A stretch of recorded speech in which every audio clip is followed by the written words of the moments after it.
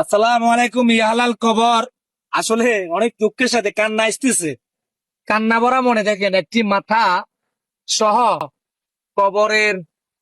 আমি একদম ফাটল ধরছি, যেখানে যেখানে নদীর মাঝখান থেকে এখন নদীতে চলে যাচ্ছে, এমন নদীর ভিতরে একটু পরেই নদীর গর্ভে বিলীন হয়ে যাবে এই কবরটি। আমি দৌড়ে দেখাই দিছি। আপনাদের কি আসলে একটু মায়া লাগে না, একটু কষ্ট লাগে না?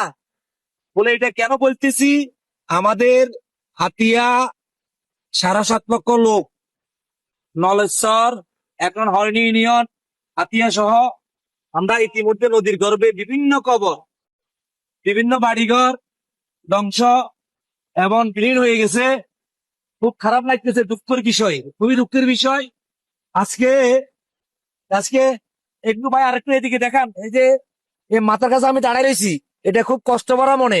বানটা খোলে নাই এই কবরের, এই যে বুদ্ধের কাপড়ের বানটা খোলে নাই। একটু এদিকে আসেন ভাই, একটু এদিকে আসেন, এদিকে ঘুরে চলে যান, ওদিকে চলে যান। এই যে দেখেন, এটা একটা কবরের গিরা ছিল। এটা কবরকে রক্ষণা করার জন্য গিরে দিছে। এই যে দেখেন এই কাপড় কারো না কারো কাউকে বাঁধছিল, বান্ধি দাফন করছিল। যদি মহিলা হয় তাহলে 5 বান দিছে, আর যদি পুরুষ হয় 3 বান দিছে।